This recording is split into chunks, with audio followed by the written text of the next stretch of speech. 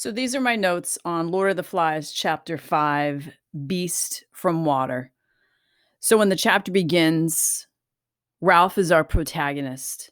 That means he's the one that we are following through this story. And we really see a lot of character development as this chapter starts out.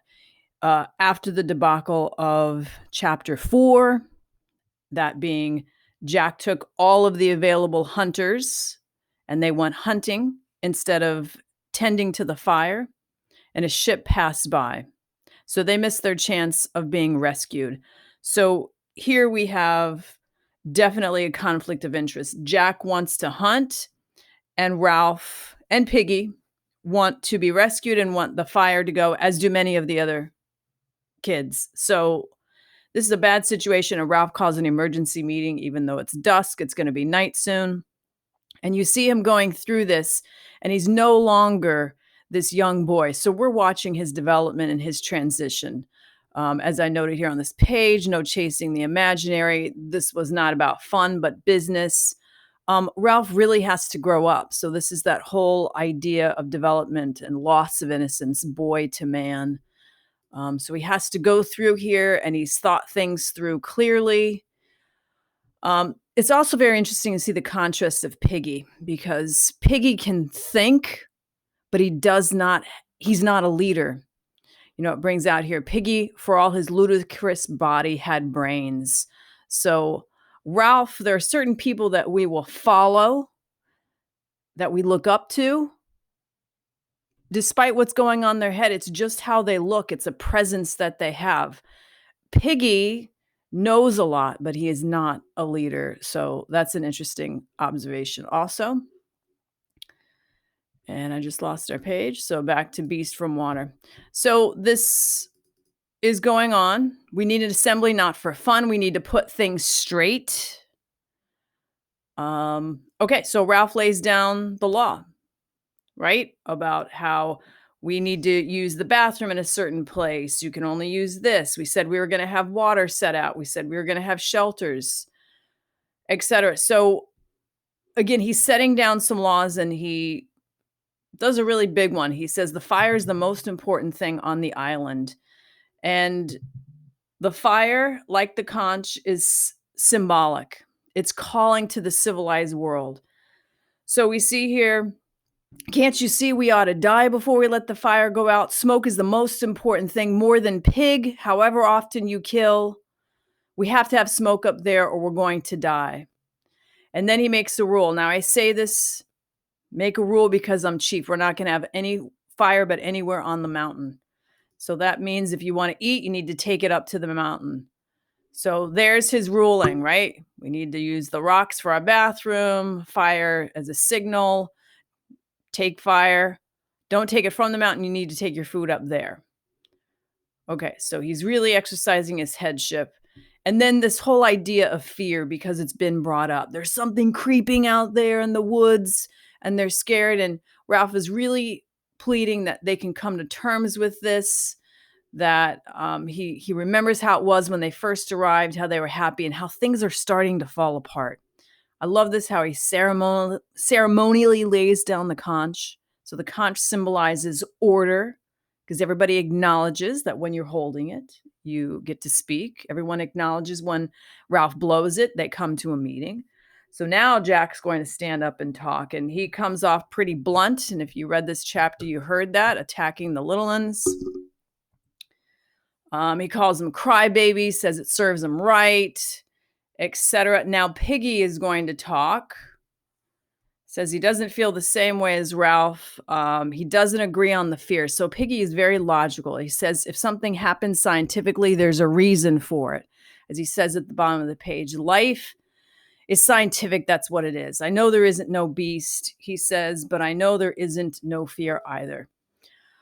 So very interesting that it comes up, unless we get frightened of people. And this is going to bring up something that Simon says also. So Simon is that boy that would go out into the forest. He's very comfortable out there.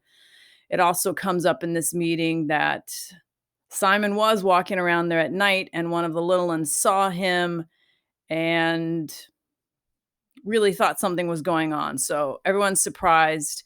Simon says, I had a place out there I like to go. And Ralph's like, well, don't do it anymore. You're not going to do that anymore. Okay, so we go on. They talk a little bit more. You've read this, so I won't cover that part. The little uns are standing up and speaking about what they've seen and how they're afraid. But here we get on this page where one of the little uns says, the beast comes out of the sea. And notice it says there, the last laugh died away. So up to this point, Jack could say, hey, I'm a hunter. I'll capture it. I've been all over this island. There's no beast. But suddenly when a little one says the beast comes from the sea, everyone's very uncomfortable.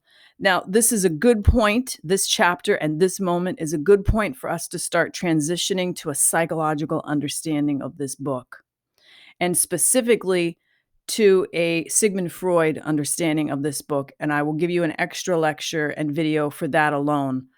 But one thing I want to say right now is the sea, the ocean, or the water is symbolic for our subconscious. And I'll go into this in more detail, but our subconscious is that part that when we sleep, that's where our dreams come from. Everything we see during the day is stored away. It's like a huge warehouse. It holds everything. And there are things that we don't want to look at, and they are buried in our subconscious. They're still with us. They're part of us. But our conscious self chooses not to be aware of them or is not aware of them. Well, in psychology and in your dreams, the sea is the metaphor for your subconscious. You don't know what's underneath it, but there can be horrible creatures that lurk underneath it. So this is a good moment right now to say that the book has taken a turn and really lends itself to a psychological reading. Okay, so Simon starts speaking and he says maybe there is a beast. Very interesting where he says an inarticulate effort to express mankind's essential illness. So he says, what's the dirtiest thing you can think of? So basically what Simon is getting at, and I should have highlighted here, is that maybe it's only us. Maybe we are the beast. And so when he says, think of the worst thing you can think of horrible things that you can identify. Usually it's because a human being has done it. Some sort of cruelty, some sort of illness that man has. The very reason these boys are on this island is because of mankind's essential illness of domination. Okay, now we get into this fight that develops. We're going to notice that it's 3 characters here. Piggy, Ralph in the middle, and Jack are fighting. So here they're fighting over the conch, but really we notice that Jack is taking great indignation, feeling that Ralph always favors Piggy. And Jack's like, Ralph says, the rules, you're breaking the rules. And the moment Jack says, who cares? We enter a different realm. And Ralph says, because the rules are the only thing that we've got. And Piggy keeps saying what are grown-ups going to say because Jack runs off. And I like this part because Piggy says to Ralph, blow the conch, call them back here. Ralph is such a good leader intuitively. If I blow the conch and they don't come back, then we've had it. We shan't keep the fire going. We'll be like animals. We'll never be rescued. I love this part because Ralph knows, as a good leader, if you give a command and it's ignored once, you've lost your control and presence. So I learned this with having a dog. And I remember being told that if I give him a command once, if I say sit, and he doesn't do it, and if I continue to say sit, I said sit, come on, why don't you sit? If I do that, I'm losing control the more I keep saying that and saying that. So Ralph knows if I blow the conch and they ignore it once, we're done for. So he decides not to blow the conch. So if Jack is chief, we're going to have nothing but hunting and fire, says Piggy. Why does he hate me, etc.? Ralph says, we're going to get into this when we talk about what Piggy, Ralph, and Jack represent in regard to Freud. Grown-ups know things, says Piggy. They ain't afraid of the dark. They'd meet and discuss this. Things would be all right. And the boys want a message from the adult world, and they are going to get that message from the adult world in chapter 6. So those are some highlights. I'm gonna give you a separate video that has to do specifically with Freud's parts.